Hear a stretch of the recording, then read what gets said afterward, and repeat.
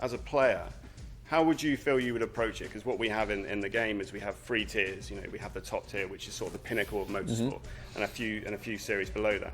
Would you be someone that would sort of jump in at the bottom and For try sure to the bottom. work For your way sure up? the bottom. Yeah. I go to the bottom because if you start at the top and you stay there, you've not gone anywhere. But the pressures at the top are higher. You know, you're going to be expected to win more races. You know, the chairman's going to be on your back. But you can only, to me, you know, I mean, for me, if I'm playing, I can only lose. Yeah. I can't win. I can just maintain. Yeah. But if I'm able to take a team that's near the bottom and work better, work smarter than the other teams, and work my way to the top, then I've really accomplished something. Do you feel you'd be someone, though, as a manager, would be someone that would stick with that team and take it all the way, or do you see you would be someone that may jump ship to get your way up the ladder quicker? I think I stay with at the beginning and build it into something, because then all the sweat equity you put in there, all the time you spend to try to make it better, you're always going to have that. If you just drop one thing, it's like starting to put a puzzle together, and halfway done you say, oh, I'm done with that puzzle. I'm going to start a whole new one with a completely different idea. Well, that's true. I mean, the other thing as well is, like, as a manager, you know, there will be certain aspects of the team that you're going to look to invest more time into. You know, there's the HQ, which these things are like long-term strategy decisions, and they take a lot of time to upgrade a wind tunnel, for example, and it costs a lot of money. Whereas maybe signing the hotshot driver that could effectively get you closer to winning the championship, you know, there's money to invest there.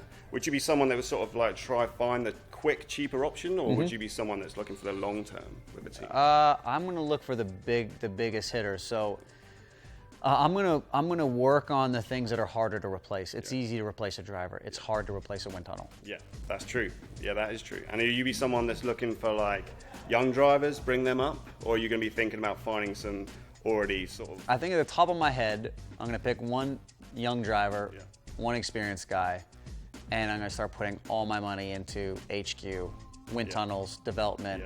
To build the car up, and then when the car and the team is ready, if my young guy didn't work out, then I go get the hot shot. Oh, that's cool. That's cool. I don't want to tell you my strategy right now. To be fair, there's no right or wrong way. You know, what you said there sounds like a very sophisticated approach. Like, I think one thing as well we should talk about is with drivers and hiring drivers. You know, maybe some experience comes in here, but when you're looking for a driver, drivers have different needs and wants. So, for example, you know, I don't know how it was in your career, but if someone came to you and said, you know, how would you feel about coming to our team and we'll give you the #1 status, but the money might not be so good. So it's more about your role in the team rather than cash. You know, some drivers might want more bonuses than what they do in terms of their role in the team. I mean, that's all real. I mean, that happens in real life. That's exactly how it plays out. Yeah. And does that create rivalry between the drivers? You know, so when someone gives you a #1 status, like, it seems. I think, especially in a game like this where the cars and the development from the teams are so different from each other,